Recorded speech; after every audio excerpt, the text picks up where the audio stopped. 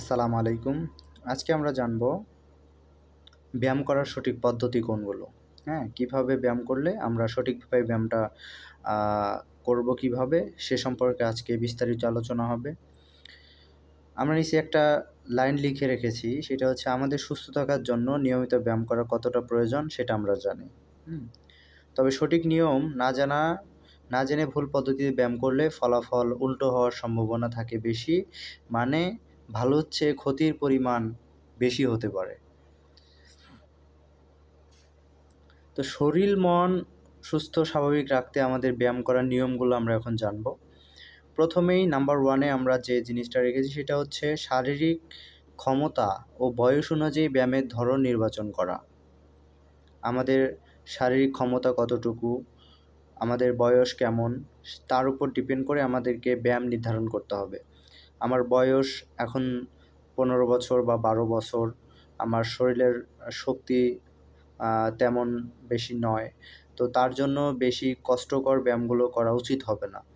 তো তার জন্য আমাদেরকে সঠিক ব্যায়াম নির্ধারণ করতে হবে এবং আমাদের শারীরিক ক্ষমতা এবং বয়সের উপর নির্ভর করে। তো 2 নম্বরে যে অপশনটা আমরা রেখেছি সেটা হচ্ছে ব্যায়ামের শুরুতেই আপনার ওজন এবং BMI ইত্যাদি লিখে রাখুন। কেমন উন্নতি হচ্ছে তা প্রতি মাসে খেয়াল করুন। এটা অনেক গুরুত্বপূর্ণ একটা টপিক। সেটা হচ্ছে ব্যায়ামের পূর্বে আমাদের প্রতিদিন ওজন এবং BMI। ওজন তো আমরা সবাই বুঝি যে শারীরিক ওজন কতটুকু সেটা জানি। BMI হচ্ছে এইটা হচ্ছে বয়স এবং উচ্চতার উপর নির্ভর করে আমাদের হচ্ছে উচ্চতার উপর নির্ভর করে আমাদের কতটুক ওজন হওয়া উচিত সেটাই হচ্ছে BMI। এইটা আমাদের লিখে রাখতে হবে, হ্যাঁ? তো সেটা কেমন উন্নতি হচ্ছে প্রতি মাসে আমাদের খেয়াল করতে হবে যে আসলে আমরা যে ব্যায়ামটা করছি সেইটা আসলে ফলশ্রুতি কেমন আসতেছে আমাদের, সেটা আমরা লিপিবদ্ধ করে রাখবো। 3 নম্বরে আমরা রেখেছি ভর পেটে খাবার খেয়ে ব্যায়াম করা যাবে না। খাবার খাওয়ার অন্তত 2 ঘন্টা পর ব্যায়াম করুন। এইটা আমরা অনেকে ভুল করি। আমরা ভাবি যে হচ্ছে খাবার খেয়ে শক্তি পাবো বা হচ্ছে খাবার খাওয়ার পরেই ব্যায়াম করলে সেটা হজম হয়ে যাবে বা হজম হয়ে সুবিধা হবে। এইসব নানা রকম চিন্তাভাবনা আমাদের মাথায় ঘুরপাক খায়। এইখানে 2 ঘন্টা বলা হয়েছে, আপনি 1 ঘন্টা বা 1.5 ঘন্টাও রাখতে পারেন। মূলত পক্ষে আমাদের খাবার খাওয়ার পর সেইটা অ্যাবজর্ব হয়ে সেটা হজম হয়ে তারপর হচ্ছে আমাদের সেইটা থেকে আমরা শক্তি পাই, সেটা থেকে এনার্জি পাই। তো তার জন্য আমাদের খাবার খাওয়ার নিম্নে 1 থেকে 1.5 ঘন্টা পর আমাদের ব্যায়াম করা উচিত। এতে করে আমরা প্রপারলি যে খাবার থেকে শক্তিটা পাবো সেটা দিয়ে আমরা ব্যায়ামটা প্রপারলি করতে পারবো। নাম্বার 4 এ আমরা রেখেছি খুব টাইট পোশাক পরে ব্যায়াম করা ঠিক না। হালকা ঢিলেঢালা আরামদায়ক পোশাক পরে ব্যায়াম করুন। হ্যাঁ, আমরা অনেকে হচ্ছে জিন্স প্যান্ট পরে এবং হচ্ছে নিচের দিকে অনেক চাপা থাকে। তারপর হচ্ছে অনেক টাইট গেঞ্জি পরে টি-শার্ট পরে আমরা ব্যায়াম করি। এইসব অ্যাভয়েড করতে হবে।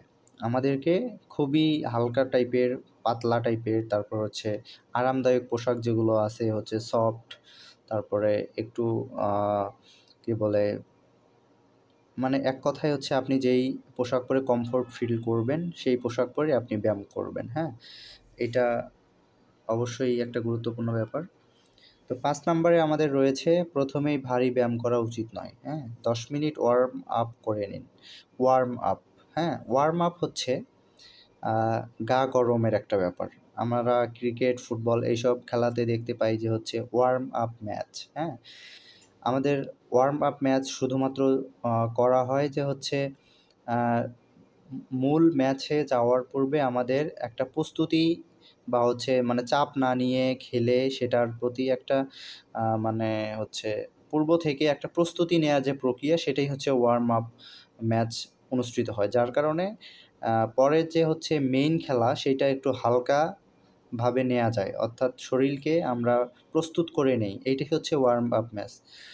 তো প্রথমেই আমাদের ব্যায়ামের ক্ষেত্রেও কোনো ভারী ব্যায়াম করা যাবে না, যাতে করে শরীর খুবই দুর্বল হয়ে যাবে প্রথমের দিকেই। তো শুরুতে আমাদের হালকা হালকা ব্যায়াম করে শরীরকে মানিয়ে নিতে হবে। পরবর্তীতে আমরা 10-15 মিনিট ব্যায়াম করার পর, নর্মাল ব্যায়ামগুলো করার পর আমরা গভীর ব্যায়ামে যাব, অর্থাৎ পরিশ্রমের ব্যায়ামগুলো সেগুলো করব। 6 নম্বরে আমরা রেখেছি, ব্যায়াম করার সময় নিঃশ্বাস স্বাভাবিকভাবে নেওয়ার চেষ্টা করবেন, কখনো খুব কষ্ট করে নিঃশ্বাস নেবেন না।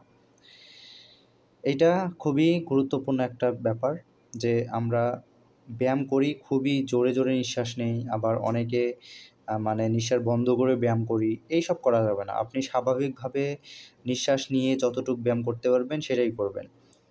খুবই কষ্ট করে ব্যায়াম করবেন না যে হচ্ছে খুবই নিঃশ্বাস অস্বাভাবিক হয়ে যাচ্ছে, এটি কিন্তু হার্টের ওপর, লাংয়ের ওপর খুব প্রেশার পড়ে, হ্যাঁ?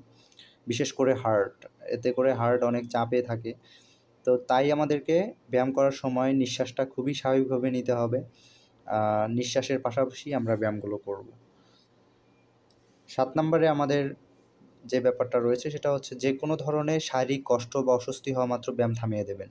হ্যাঁ? এইটা কিন্তু আমরা করি না। আমরা ভাবি যে হচ্ছে ব্যায়াম করছি, এতে করে আমাদের শরীর থেকে যে মানে আমরা যেটা চাচ্ছি শরীরে ফিটনেস ঠিক রাখা, সেইটা করার জন্য আমরা ভাবি যে হচ্ছে একটু অস্বস্তি হবে বা কষ্ট হবেই।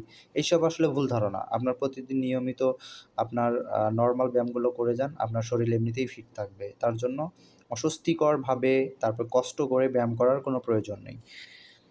তো এইটা আপনারা অবশ্যই মাথায় রাখবেন। আমরা 8 নম্বরে যে ব্যাপারটা রেখেছি, সকাল সন্ধ্যা যখনই হোক প্রতিদিন একটি সময় নির্দিষ্ট করে নিন ব্যায়ামের জন্য, হ্যাঁ? এইটা আপনার মাথায় রাখবেন যে হচ্ছে আপনি যে সময় ব্যায়াম করবেন আপনার ব্যায়ামের টাইম যেন সেই সময়ই হয়। আপনি অনিয়মিতভাবে আজকে সকালে, কালকে দুপুরে বা কালকে বিকালে, রাতে এইভাবে ব্যায়াম করবেন না, বা সময় পেলে ব্যায়াম করে নিলেন এরকম নয়। আপনি নির্দিষ্ট করে রাখবেন যে আজকে অমুক সময় ব্যায়াম করব, কালকে অমুক সময়ে ব্যায়াম করব। নির্দিষ্ট করা আরকি, যে আজকে যেই সময় করব কালকে ওই সময়েই করব।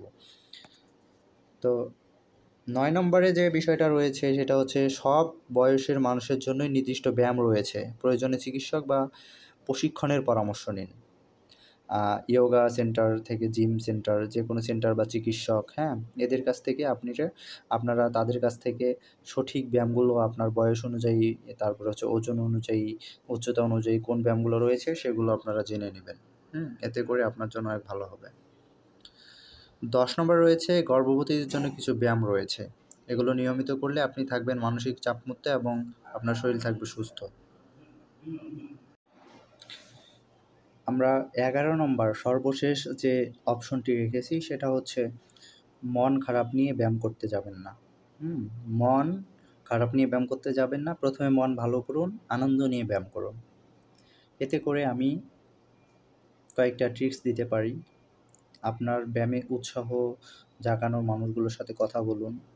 নিয়মিত হচ্ছে তাদের সাথে কন্ট্যাক্ট করুন। আপনার শরীরের যে হচ্ছে ফিটনেস বিল্ড আপ হচ্ছে, আপনার এই বিষয়ে প্রপার ধারণা রাখুন যে আমি শরীরের এই চেঞ্জ নিয়ে আসতে চাই। এতে করে আপনি নিজেকে সুখী মনে করবেন এবং ব্যায়ামে আগ্রহ তৈরি হবে। আর মন খারাপ থাকলে অবশ্যই ভালো ভালো খাবার খেয়ে নেবেন এবং ভালো মানুষের সাথে কথা বলবেন। এতে করে আপনার ব্যায়ামে আগ্রহ সৃষ্টি হবে। তো এই ছিল আজকের ব্যায়াম বিষয়ে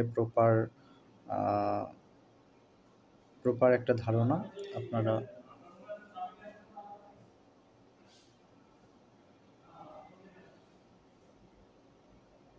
এইসব নিয়ম মেনে আপনারা ব্যায়াম করবেন। আপনাদের শরীর সুস্থ থাকুক, ভালো থাকুক। আল্লাহ হাফেজ।